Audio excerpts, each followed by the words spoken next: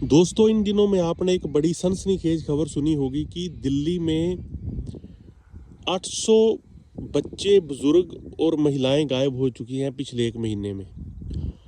और यूपी में लगभग 1 लाख लोग गायब हो चुके हैं एक साल में। ये खबरें अब मेन मीडिया पर और सोशल मीडिया पर आप सर्च करते ही होंगे। इतना एक गंभीर मुद्दा, इतना एक गंभीर खतरनाक क्राइम हमारे देश में अगर हो रहा है, या तो इसमें सरकार को सफाई देनी चाहिए आके, पूरी रिपोर्ट, पूरी इन्वेस्टिगेशन करके कि वाकई में ऐसा कुछ हो रहा है। अगर हो रहा है तो ये तो फिर हमारे देश का सत्यानाश है बिल्कुल। क्योंकि आपकी जो लाइफ है, आपके जो भी नियर डियर कोई भी है या किसी के भी हैं, अगर वो गायब हो रहे हैं और सरकार का इस पर ध्यान नहीं है, तो ये सीधा सीधा ये दर्शाता है कि सरकार को आपसे कोई वास्ता नहीं है। बाकी चीज़ें बाद की हैं, विकास, पुल, नदियाँ, नाले, सब बाद की बात है। सबसे पहले बात है जो लोग गायब हो रहे हैं, क्यों हो रहे हैं, क्या कोई सरगना है इसके पीछे, या कोई इसके पीछे बड़ा नेता है, या कोई इसके पीछे कोई बड़ा हॉस्पिटल है, या कोई इसके पीछे बड़ा उद्योगपति है। इसकी जांच सरकार को करके देनी चाहिए। और साथ ही मैं कहूँगा कि लोग भी शायद अपने मुद्दे भूल गए हैं, तो सरकार को पता है कि इस पर कोई बोलेगा ही नहीं। और ना विपक्ष। संसद में चीन पर एक किताब को लेकर 3 दिन के लिए लोकसभा स्थगित हो गई है, लेकिन जो ये मुद्दा है इसको किसी ने उठाया ही नहीं। क्योंकि अब सब समझ गए हैं, विपक्ष भी समझ गया है, सरकार को तो पहले ही पता है कि लोगों के मुद्दे कोई नहीं उठाएगा और ना ही उठाने का फ़ायदा है। क्योंकि लोगों की रुचि नहीं है, इंटरेस्ट नहीं है इसमें। अगर जहाँ के मान लीजिए बुजुर्ग, बच्चे या महिलाएं गायब हुए हैं, उन लोगों ने एक बार भी आपने न्यूज़ देखा कि उन्होंने किसी एमएलए को पकड़ा हो या एमपी को पकड़ा हो, विवाद कर क्यों गायब हो रहे हैं, उसका घिराव किया, उसको होम में उसको बंधक बना के रखे जितनी देर उनके नियर डियर नहीं मिलते आपने।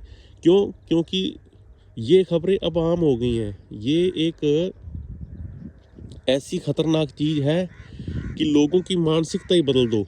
लोगों को ये फील करा दो कि ये बिल्कुल नॉर्मल घटनाएं हैं। लोगों का मरना, पुलों का गिरना, चलती बसों में आग लगना।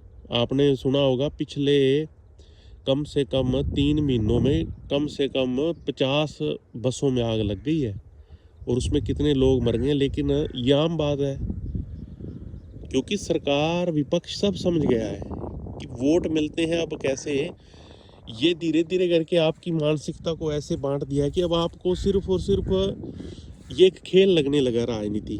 भी फलाने स्टेट में इलेक्शन हो रहे हैं, वहाँ पर कौन जीतेगा, अब वो हार गया है, अब विपक्ष किसके साथ गठबंधन करेगा, या सरकार को इतनी सीटें कम आएगी तो कैसे सरकार बनाएगी, वहाँ का मुख्यमंत्री कौन बनेगा। ये सब मुद्दे, और प्लस धर्म। किसी बाबा ने आवाज़ उठाई हो कि क्यों हो रहे हैं गायब? बाबा को तो छोड़ो, बाबा तो आपस में बट गए हैं कि कौन असली बाबा है, कौन नकली बाबा है। और इवन संसद में कल की ये लेटेस्ट बात है, 5 फरवरी की, कि जब प्रधानमंत्री को खतरा बता दिया गया हो संसद में। अगर संसद में देश का प्रधानमंत्री सेफ नहीं है, तो फिर आम लोग कैसे सेफ हो सकते हैं बाहर?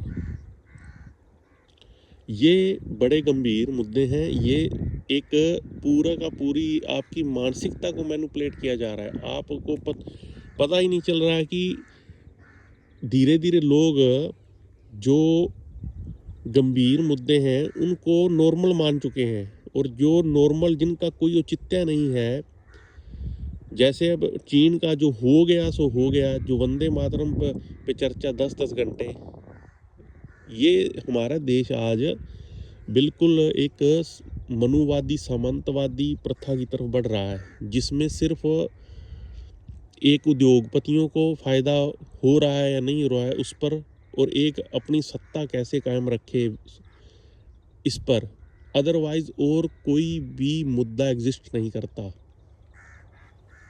क्योंकि ये इतना गंभीर मुद्दा था या है अभी कि इस पर तो देश को एकदम जाम हो जाना चाहिए, ब्लॉक हो जाना चाहिए सबको। और चीज़ें बाद में भी, सबसे पहले ये देखो कि ये वास्तविकता इसमें है, अगर है तो बड़ा गंभीर विषय है। एक मिनट में दिल्ली के सीएम को रिज़ाइन देना चाहिए, यूपी के सीएम को रिज़ाइन देना चाहिए, या जिस स्टेट में जहाँ पर ये ऐसी घटनाएं हो रही है उसको रिज़ाइन देना चाहिए। 1 मिनट में, within 1 minute they have to be resigned. क्योंकि ऐसे मुद्दे ये जो इतने खतरनाक, ये तो एक आतंकवादियों से भी बड़ा क्राइम है।